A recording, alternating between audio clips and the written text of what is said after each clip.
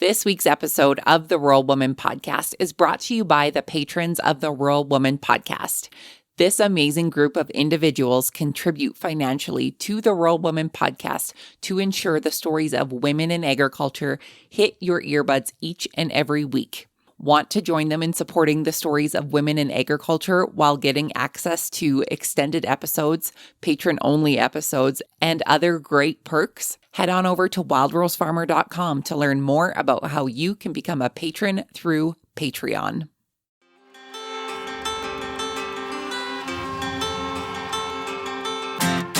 Hi, I'm Caitlin Dubin, and this is the Rural Woman Podcast. I'm a first-generation farmer who married into agriculture. Born and raised in a city, I was so unfamiliar with where my food came from, but I was determined to figure it out. Through my journey into agriculture, I saw women who were strong but humble, often taking a back seat. To me, these women were leaders who deserved a seat at the table. I created the Rural Woman Podcast to share the voices of women in an industry whose stories often went untold. The rural entrepreneurs who live and breathe their work, full of grit and pride. We come here to share our stories, to be in community with each other, to be challenged and inspired, but most importantly, to be celebrated and to be heard. We may not all live, farm, ranch, or homestead the same, but we are all connected. We are rural women, and our stories are worthy of being told.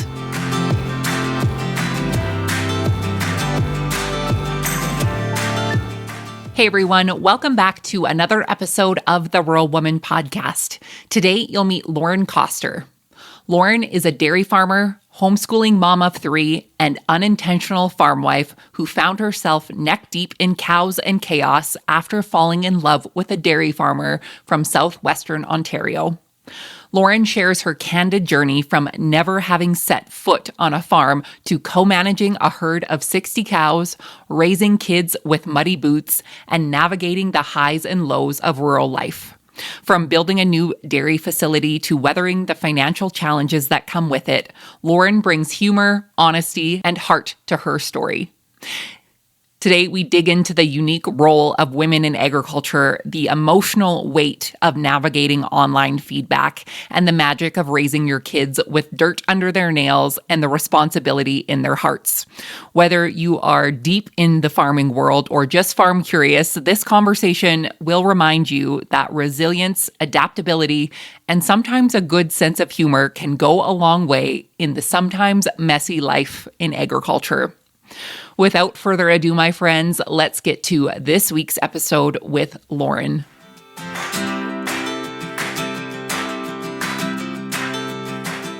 Lauren, welcome to the Rural Woman Podcast. How are you today? Thanks, Caitlin. I am doing very well. Thank you. I am so excited to dive into your story.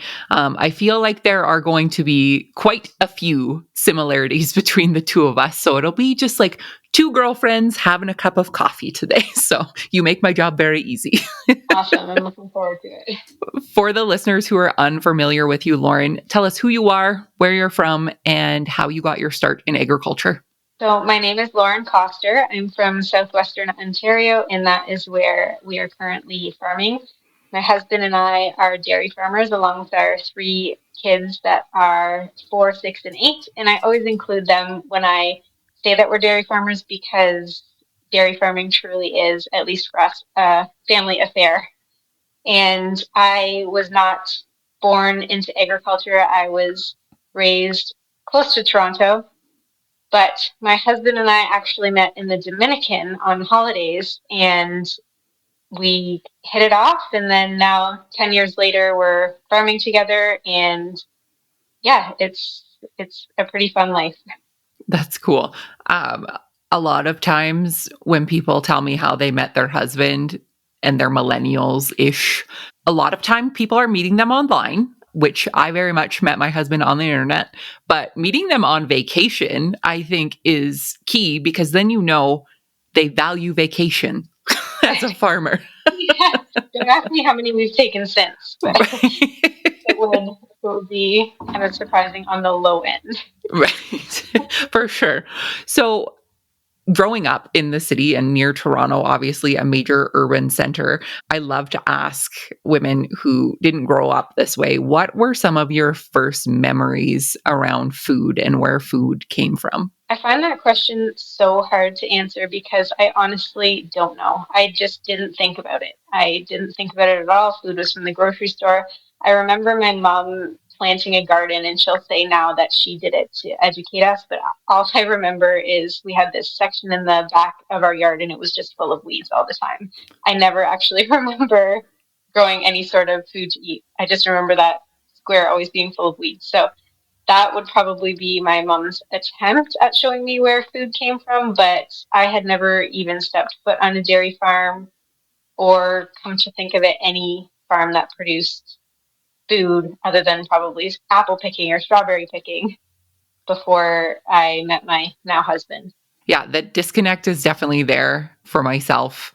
Very similar in not knowing a damn thing about where my food came from. And regionally, like we are very agriculture based in where I am. There's farms everywhere, there's cows everywhere, but I didn't know what people were doing with those cows or how they ended up at the grocery store. So very similar, but it is a very good life lesson that your mom did teach you that weeds do grow when you try and grow food. So Yeah, accurate.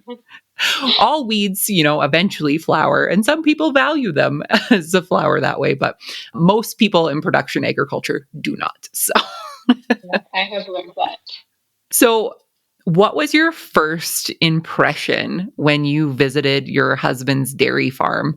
And how did that kind of start to create that perspective of farming for you? My goodness, it's again hard to remember what I first thought, but I remember the pungent odors of the dairy farm and just thinking, my husband is also one of six siblings, and I remember when I met him on holiday, I knew one family that had five kids, and I just thought like, oh, people still do that. People still have that many kids, and when he was a farmer, like I was just learning all kinds of new things. But when I stepped into that dairy barn, I just I was in awe of the facility, and that was a tie stall barn built in the 70s. But I remember thinking it was extremely clean and just being amazed by, seeing where our milk comes from. Right.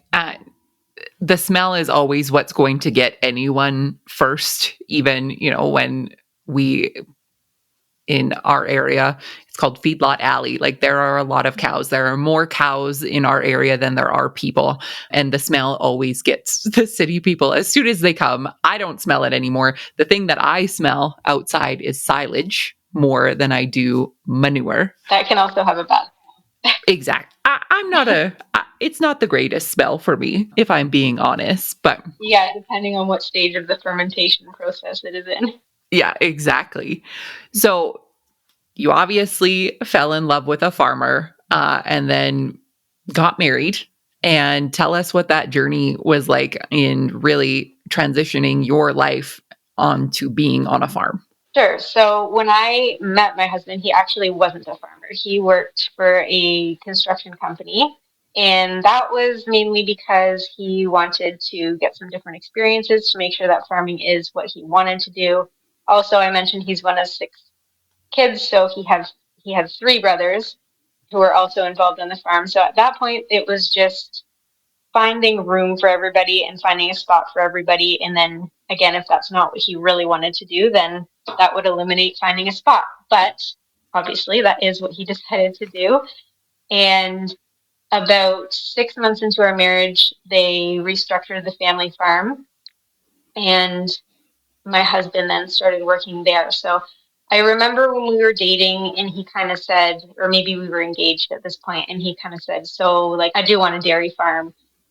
Kind of, are you in or are you out? But I really, at that point, still, I would help him milk on weekends when he was working on his family farm, and I would, help feed that they were not on any fancy feeding system. So I would be giving scoops of grain to the different cows. But I didn't really know what the whole lifestyle of dairy farming was. So when he kind of gave me that, are you in or are you out? I was like, yeah, I'm in. Like, you got me. And I guess in life, you never truly know what you're in for. But so he worked with his brother on their family farm for, if I'm doing the math right here, about 6 years before we branched out and split up in a good way on our own.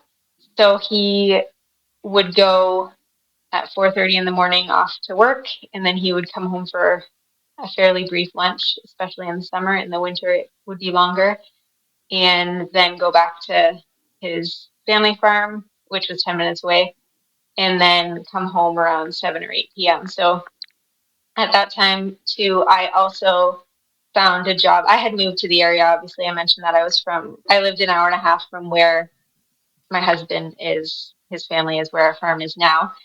And I was just out of school, so I was deciding, do I get a job? And I went to school for social work. So do I go branch out into the cities and get a job there? But I decided to get a job closer to home at a calf research facility because I thought that would ultimately be a good investment for my future to figure out how to manage calves. So I worked there, and that turned into many years I worked there. So that was kind of my actual entry point into agriculture, was working at this calf facility while my husband was farming separately on their family dairy farm. Then 3 kids later, I stopped working at the calf research facility, and we started preparing for building our own barn to have where we were living. We moved on to one of the family farms, and that is where we built our current facility, and that was 2.5 years ago now. So we've been in our new robotic milking barn for 2.5 years. Very cool. And I love what you said about kind of the lifestyle piece and your husband saying, like, are you in or are you out?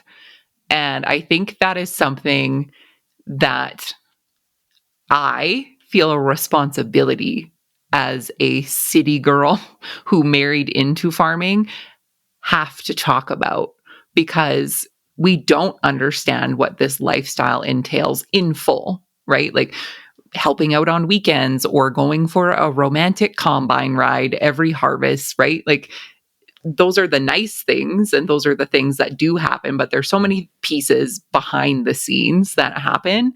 So really explaining the full lifestyle of the ups and the downs when it comes to farming. I feel like I have a responsibility to talk about those things. What are your thoughts on that? Do you mean a responsibility to talk about them to women that would be getting involved? I think getting involved, and also women who have been born and raised in this industry that might look at us like, why is this so hard for them to understand? Right. Yes. So I would definitely agree. And I also think that if you really did lay everything out, if you laid out all the points about, well, you can't really RSVP for an event because you don't know what the weather is going to be like. You can say you can respond to a wedding, but will two actually come? You won't know until the day of. And just little things like that for us, robot calls in the middle of the night. If I were to sit down with a woman who was in my situation 10 years ago, whose husband said, are you in or are you out? And laid all those things out for her, I don't know personally if I would have changed my answer, because you can spell all it out, but until you're living it, you really don't know what it's actually like. Yep. But in terms of women who have been raised in agriculture, I think that's amazing that they have had these things ingrained into them, and it's part of their lifestyle already. I've met a lot of women who say that they will never marry a dairy farmer or never wanted to marry a dairy farmer because they've grown up living it. I've also met a lot of people who have said that and are now married to dairy farmers.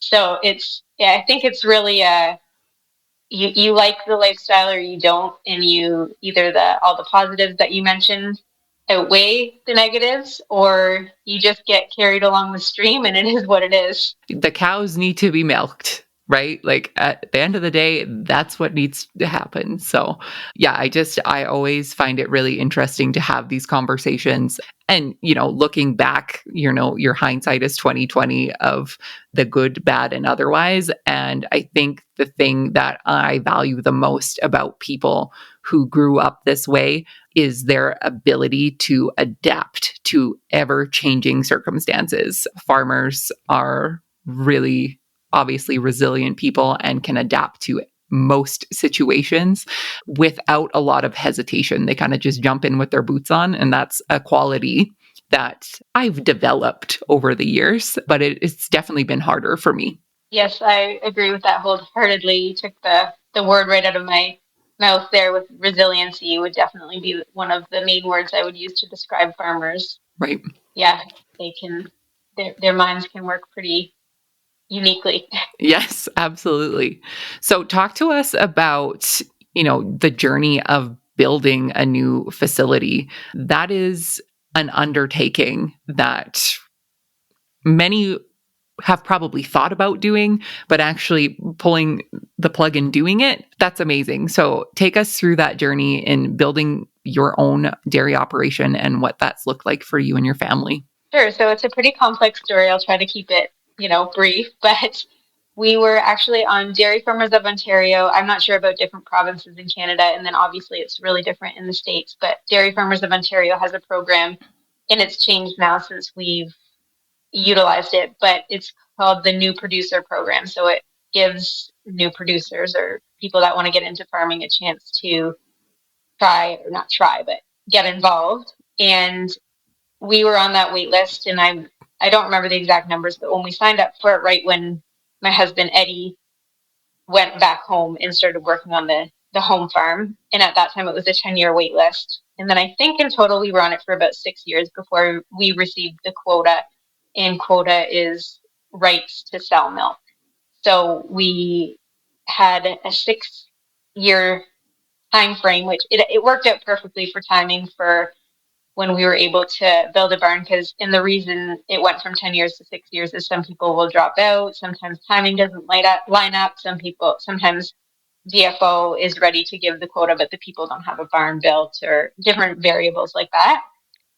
So our time was approaching, and we started doing research into building a barn. My husband does really love cows, so a lot of people that really love cows and milking will say I would never go with milking robots, because I just love milking the cows so much. So that was definitely a point that he was not so sure about at first, but he's also a big numbers guy. And when he was deciding what type of barn he wanted to build, he did a lot of research on cost of building.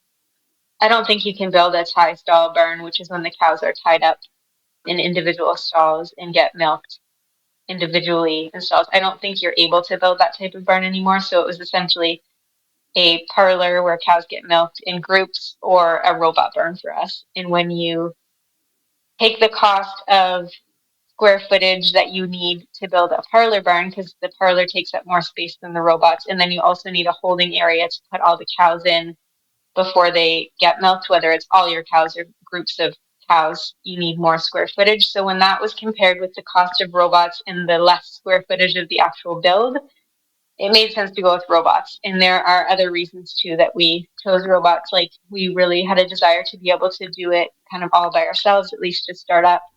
So robots eliminate the need to hire labor to help with the milking, and also, of course, the flexibility that robots offer. And just it's kind of the way of the future. And robots have been out for many years now, so we feel the kinks have been worked out, and it was a good time to jump in. So building the barn was a lot of fun for me as a city girl. One thing that I feel still very overwhelmed with is all of the mass amounts of debt that comes from farming. I was raised, my dad was a salesman, so I learned that you make money, you have some that you save, some that you give, some that you spend, but farming is completely different. So that's something I find very overwhelming, and still am, struggling with that on a basis as a whole.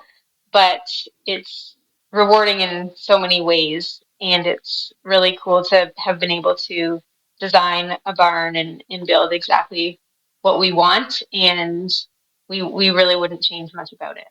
I, as a person who has never milked a cow and has also never been in a dairy barn, whenever I hear producers talk about robots milking cows, like I always like blows my mind that they can just go in and literally have not much human contact in the whole endeavor, and we get milk and cheese and all of the good stuff that comes from that. So one thing that you did mention was the debt aspect of it. And when I hear robots, I think of debt, because I don't think robots are very inexpensive. For the new producer program, is there mentorship around these pieces for you, like to kind of get you started with the back end of the operation as well? I don't believe so. I don't think that we had anything like that. No, I think it's just basically like they don't give you the quota. You have to pay for it. But otherwise, if they don't set it aside for new producers, then there's not really a chance for people to get into dairy because the amount of quota that's available to buy each month is very minimal. Just I won't get into the logistics, but so you're not going to buy, you know, zero point 0.1 kilograms of quota. You can't even milk one cow. So that's kind of how it works. But they didn't. I don't believe there's any sort of mentorship aspect. It's interesting to me, right? Because when we're thinking about quota and when we're thinking about getting into the dairy industry, I would assume that most people who are on this wait list are coming from other dairy operations or at least have worked on a dairy operation prior versus, you know, some person from the city just thinking like, wouldn't it be fun to milk cows twice a day, every day? Yes, I would assume so as well. I get some messages on social media like, "How do I start up a dairy farm?" And I always just respond and say, "Well, have you like maybe start working on a dairy farm if Right. they don't already? If it's clear that they don't, and just to get a feel for what it actually is like before you jump in." Absolutely. And I like that you brought up the social media piece because something that you have done and that you have worked on is showcasing your farm for everyone to see on social media. So, talk to me about how you started and why you started and what you've been doing. Okay, so the why I started is because when we were started up in our new barn and cows were milking and things were going better, I remember taking a video of a little video tour and sending it to a friend of mine out in northern Ontario.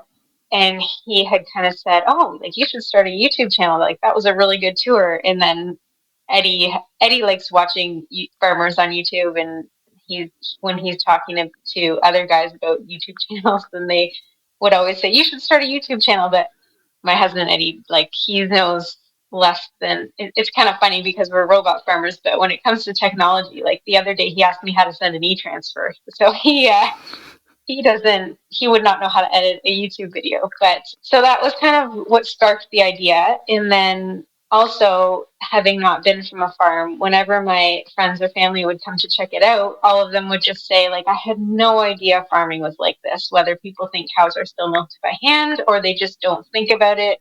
Or some people think that barns are dark and dirty and grungy, and our barn is a new build, so it's high ceilings, it's bright, it's airy, there's optimal ventilation in the summertime. The barn feels nicer to be in than our unair conditioned house.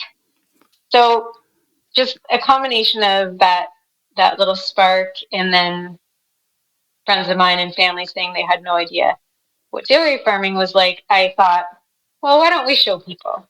However, I learned fairly quickly. I was not very active on social media personally prior to that. And I learned very quickly that social media, whether it's YouTube, Instagram, Facebook, quickly learns what you like and only shows you what you like. So, like I said, I wasn't active before. And then once I started a farming channel, all of a sudden, all of those platforms, all they would show me is farming content. So I learned fairly quickly that at least starting small. I'm actually not really reaching very many people that are not involved in farming and don't have much farming background. But I haven't let that discourage me yet, and I'm seeing it as a way to connect with other farmers and encourage other farmers. And some people will reach out to me and say, like, oh, I saw you do something this way and I changed the way I do it. It's way more productive. Or do you have tips on this? Because I saw the way that you have your calves organized and I really like how you do that. Can you send me a picture of your calf board? I want to copy it, and things like that. So that's very motivational to provide encouragement to others involved in it. I think that it's so interesting, and it's completely valid. The algorithm, and you get to see what you want to see 9 times out of 10. And very much the same, like if you are interested in dairy farming, you're going to see dairy farmers. If you are interested in growing a no-till garden, you are going to get all of those things. And I think for me anyways, like I look at what I do and the audience that I hope to reach. And us sharing our stories for me is a way for us women in agriculture and rural living to connect versus trying to convince somebody that they should live rurally or they should drink milk from a cow versus an alternative because of whatever they thought of what dairy farming looked like. I'm curious if you have experienced maybe any negative pushback from folks who maybe are from outside of the egg industry and are against dairy in any way. Yes, I definitely have. And it's been a learning experience for me fairly early on. And I've only been doing this for less than 2 years. But early on, I was posting kind of anything. And in the debate back and forth on whether to include my kids on social media or not is always in my mind. But I've currently taken the route of including them, not all the time, but just they're very much a part of my family. And truthfully, they would be hurt if I didn't include them. So I try to do it in what I think of as a safe way. But like, you can probably see where this is going. I posted a video of my son. He had said, I wish we weren't farmers. And so that's kind of how I titled the video. And then he comes out and I video him helping me feed the calves. And then I say at the end, I could have just let him say, yeah, wallow in self pity, but that wouldn't have let me give the opportunity for him to help and say, you're a really good farmer, bud. And that particular video, all kinds of negative comments about it, how I'm abusing my children and abusing my animals because we have our calves and calf hutches, which you can't even, there's no point in even saying why you do things the way you do to comments like that. They're not going to listen.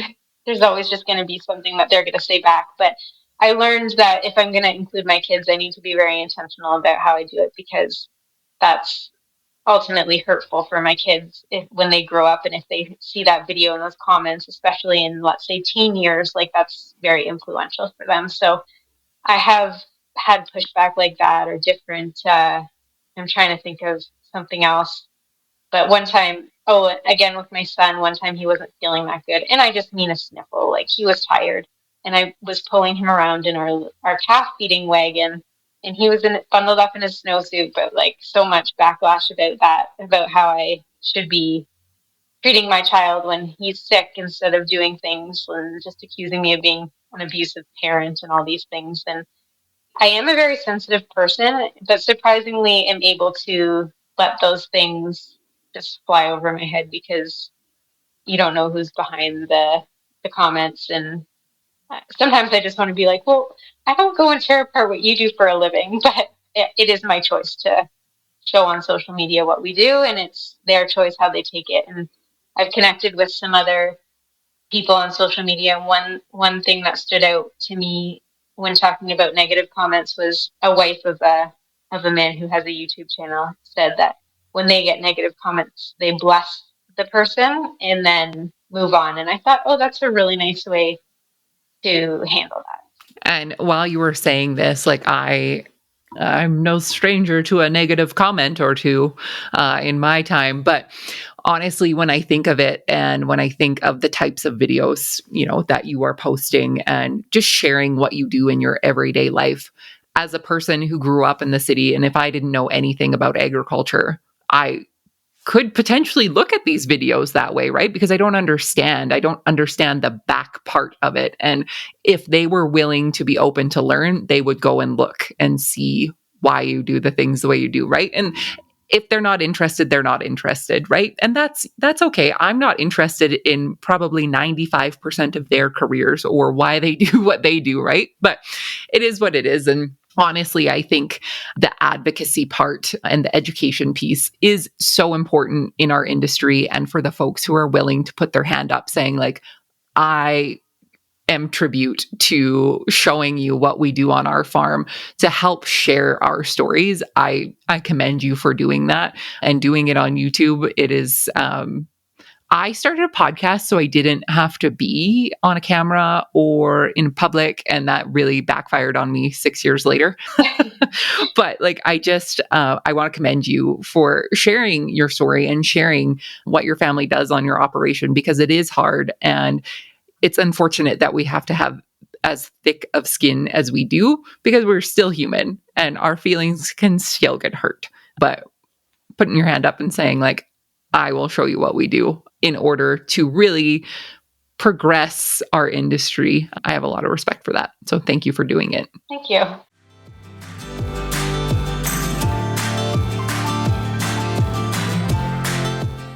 You can help support the stories of women in agriculture to be shared through the Rural Woman podcast on Patreon.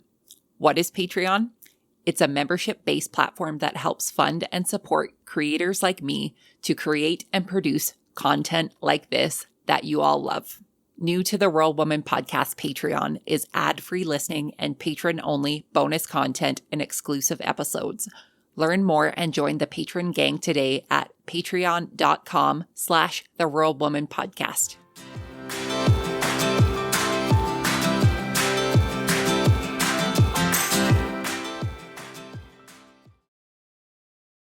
I want to talk about a piece that we kind of chatted about before we hit record, and that was a woman in agriculture and finding really what your place and your role is on individual operations and really in the industry as a whole.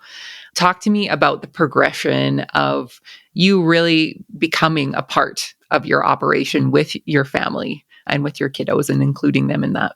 Right. So, as I've said, my kids were already alive when we started farming on our own, and I didn't get very involved with the family farm when my husband was working there. I just thought it was best not to.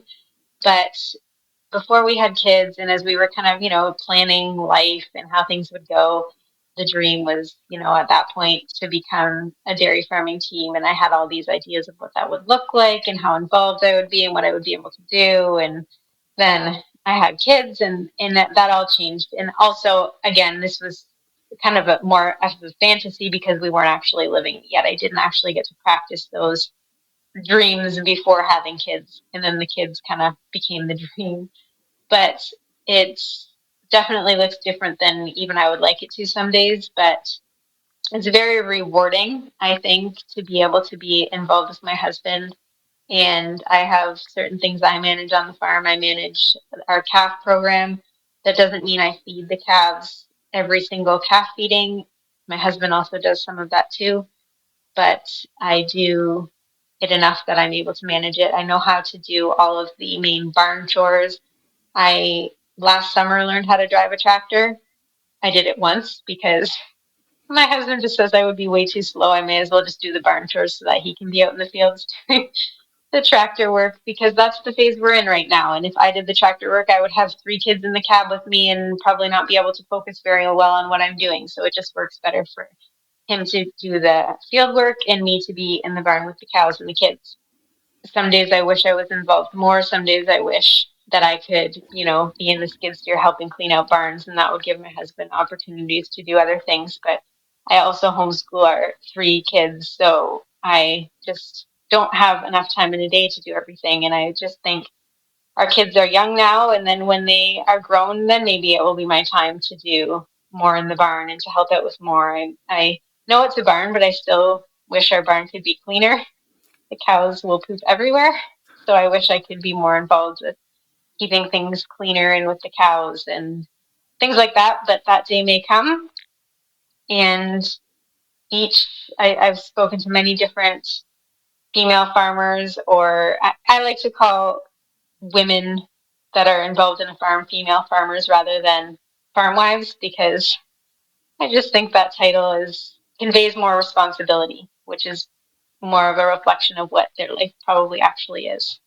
So female farmers, I've talked to a lot of different female farmers, and we all have different ways of doing things. And some farms are generational farms where there's brothers and sisters and mums and dads there, and sometimes aunts and uncles helping and there to help with the kids and help with the farm work. And everybody either has their own individual roles or they share roles.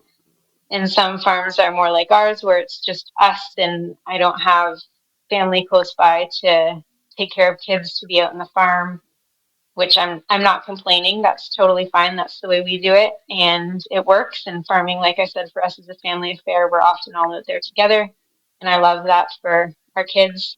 Not every day, because I don't want to paint a perfect picture for you. There's definitely a lot of tears and throwing hands up and all those things that go along with it. But I'm kind of losing my train of thought here with your initial question. Thank you for sharing all of that. And I think, we chatted about just the different phases of life. And you mentioned it too. Like before having kids, you have the fantasy of like husband and wife team, and we're going to bring all of these kids along and they're going to, eventually run a skid steer themselves and like all of these things. But it takes a lot of work to get there. And I actually had a conversation with a friend now. I will say she's my friend now. I'm actually more friends with her mom, but we were chatting and she had mentioned something to me about how she can't wait until her kids are older so she can be a real farmer. And I was like, what do you mean a real farmer? And she's like, well, when I run the combine, I have 3 kids in here and all of these things. I'm like, I'm sorry. I think that makes you more of a real farmer because you I would can run, agree. right, this piece of equipment with children crawling all over you and still bring a crop in. So like to me, you're the ultimate real farmer, right? Yeah, that's amazing. I look at women. Sorry, I look at women driving tractors with kids in the cab and combines and all that. And like to me, that's amazing. I cannot imagine that. Right? And it's just all like it's all relative, right? And I think I love social media for bringing us all together, but I think specifically as women, sometimes we can be really mean to each other, but more or less we're mean to ourselves because we see people doing those things and we think, well, I could never do that, or I've tried to do this and it doesn't work for me. That's fine. That's fair. That's valid. My nephew, at one point, I was operating the grain cart and I told him, don't press any buttons. And he did. And it was like, what do I do? Right. So, like, there's pros and cons to all of these things. But the point I want to make here is I think as women in agriculture, we have to find our value in which phase we're in because all of our phases of whether that's, as a new young farmer, a newlywed, or if you are having children or you're in your children phase, if you are in your public speaking podcast phase and you don't have time to do all of the things that you wish you could do, that's okay. You still have value to your operation, right? And I think we forget that really easily. And then we can feel like we're not doing enough when in reality, we're right alongside our partners. We are helping the operation in the way that we can and the way that we know how. And I think when we know better, we do better. And when we get to experience things, I think that's when we're going to learn to see where we fit in our operations and to see where we fit in, agriculture as a whole. Yeah, you're totally right. You're totally right. My husband and I remind each other all the time that you can do everything, but you can't do everything well. And he's constantly reminding me of, which is so nice of him, but of the value I bring to the farm. Even if I haven't stepped foot in the barn for a week, he'll remind me of all the things that I'm doing to keep him afloat and to keep the family afloat. And that's really helpful for me when I get in my head and I see, like you said, all the other people doing everything else and I'm doing nothing. Like that's, my mind. Right. But yeah, sometimes there isn't a definition for your role in the farm, and you just get through it, and you just show up and you do it, or maybe you're not showing up, and that's your current role. Like you said, there's different phases for everything, and it's going to look different. And you can't necessarily have that all mapped out because you just don't know. Right. You don't know until it happens. And like we had said before, like, I can picture a really good fantasy of what I think it should look like. And in reality, it can be the exact opposite of what I've laid out. Yeah. So I want to ask you, as a first generation farmer yourself, what messages do you have for young Lauren? If you could go back and tell young Lauren one thing about entering or considering entering a different role in agriculture or a role in general in agriculture, what words of encouragement do you have?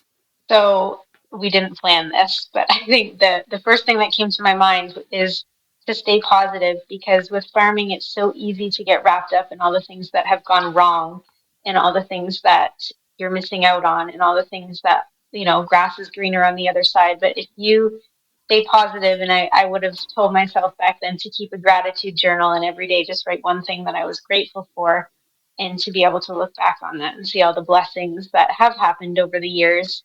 That is what I would tell a young version of myself. And that is what I have to keep reminding myself, because it's not always easy, and that doesn't always come first nature. And it will just realistically, like, it's not always positive. So, like, nothing is, but you have to work to remember the good things about what you're doing day to day. And I love what you said. It's really easy to find the negative, especially when there are so many things outside of your control. But if you could focus on what is in your control, and gratitude is something that we all have, or that we should all have, probably pretty easy to find at least one good thing that happened to you in a day, even if you had a Yes. really, really bad day. Yes. I've been able to, in the days I've been practicing that, there's usually, when you sit down and think of it, there's quite a few things that you can actually write down. Yeah, for sure. You had mentioned, having a partner who really shares with you the value that you bring to your operation, which I have to tell you is a treasure Yeah. in farming partnerships and in partnerships in general. I think that's a really easy thing to forget. But I want to turn that back on you. What are you most proud of the things that you do for your farm and the value that you bring to the farm? Okay, wow, that's another one I'm not prepared for, but I guess I'm proud of showing my kids that even when I don't want to do something, I'm showing up and doing it. Any mother can really portray that to their kids. You don't have to be a farmer, but that's probably one thing I take pride in, is showing them the responsibility of taking care of animals. And I'm really grateful that I had the experience at that calf research facility to develop great protocols for our farm. And it's really fun to be able to work with individual calves that are ours, instead of treating all calves as equals, because when you're doing research, that's what needs to be done. But I really enjoy being able to, if one calf is growing slower, you can keep them on milk longer. If one calf is really taking off, you can maybe wean them a little earlier. Not that we usually do, but I'm quite proud of our calf management on our farm. That would be one thing, and then showing the kids. Yep. Very good. What's next for you and your family farm, and what's next for you in sharing your story online? That's another good question. What's next for the family farm is, right now we do not have any projects planned. At least that's what I tell myself. My husband would tell you something different, but there always seems to be something on the list of something to build or concrete to pour. If you want to know the ticket to a farmer's heart, it is concrete. You might think it was, gold or silver, but it's concrete. I've learned that. So no specific goals on the farm other than with the YouTube channel we have and my social media presence. I've had some really interesting brands reach out to me in wanting to do some partnerships. So that's kind of a segue into the next question you had about what's next for the social media portion of what I do. We're really excited to try out some things that we believe will benefit our farm. And I'm just hoping to grow and be able to reach more people, whether that's encouraging or educating, and see where that takes me. All good things, and I'm excited to follow along and see where it all takes you, and to see how much concrete you're going to pour in 2025. Yes, stand by. My last question for you, Lauren, is what is the most rewarding part about being a rural woman for you? This ties back into what I'm most proud of, in that is raising rural kids. I think they're, like we were talking about at the beginning of the show here, how people raised and specifically women raised in agriculture just are resilient and have a different way of looking at life. And I'm really interested to see how that plays out in my own kids. We have two girls and a boy, and I was thinking yesterday, we have these giant snow piles on our property, and I was thinking I used to have to walk 3 blocks to the local Max Milk parking lot to play on those snow piles, but my kids just get to walk outside and play in their yard. And I just see, having not grown up on a farm, I see the blessings everywhere that the kids get to have in the just in their day-to-day life. And the most beautiful thing is that they recognize that, and they're thankful for all the space they have, and they're constantly making connections of things that is different about our life than other people's, and they usually have a pretty positive spin on it. So that's nice to see. I love that. And I love that they have that positive outlook now versus, maybe when they're older and looking back and recognizing it then. It's always great to have those key moments now when they're little too. So that's awesome. Lauren, for the folks who would like to connect with you online, where can they find you? So we have a YouTube channel. It's called Dairy Farm Kind of Life. So it's a spin-off of the song Semi Charm Kind of Life. Anyway, on there, that's our YouTube channel. And then also that's just where I am on Facebook, Instagram, and TikTok as well. Perfect. And I will link all of those in the show notes so people can find you and connect with you. Awesome. Thanks so much. Thank you so much for sharing your story with me today. I truly appreciate it. My pleasure. Thanks for having me.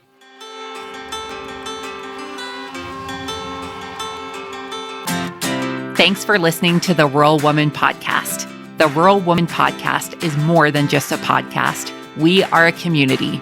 A huge thank you to the Rural Woman Podcast team, audio editor Max Hofer. A special thanks to our Patreon executive producers, Sarah Riedner from Happiness by the Acre. To learn how you can become a Patreon executive producer or other ways to financially support the show, head on over to wildrosefarmer.com to learn more. Be sure to hit the follow or subscribe button wherever you listen to the podcast to get the latest episodes directly on your playlist. And if you are loving the show, please be sure to leave a rating and review on Apple Podcasts or any other platform that accepts ratings and reviews. You can connect with us on social media at The Rural Woman Podcast and with me at Wild Rose Farmer.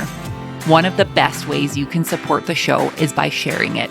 Send this episode to a friend or share on your social media. Let's strengthen and amplify the voices of women in agriculture together. Until next time, my friend, keep sharing your story.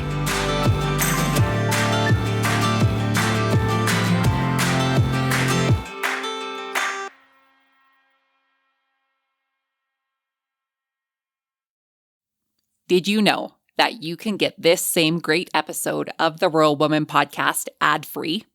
I get it. Listening to ads during a podcast isn't always my favorite either. But in order to keep the lights and coffee pot on here at the Rural Woman Podcast Studios, they are necessary. I am so grateful to each and every one of my sponsors, but if you yourself would like to skip the ads while supporting the show, consider joining me over on Patreon. Patrons of the Rural Woman podcast get ad-free episodes starting at Tier 5 on their podcast player of choice each week, plus some other great benefits. Find out more by heading to the link in today's show notes to learn how you can become a patron through Patreon.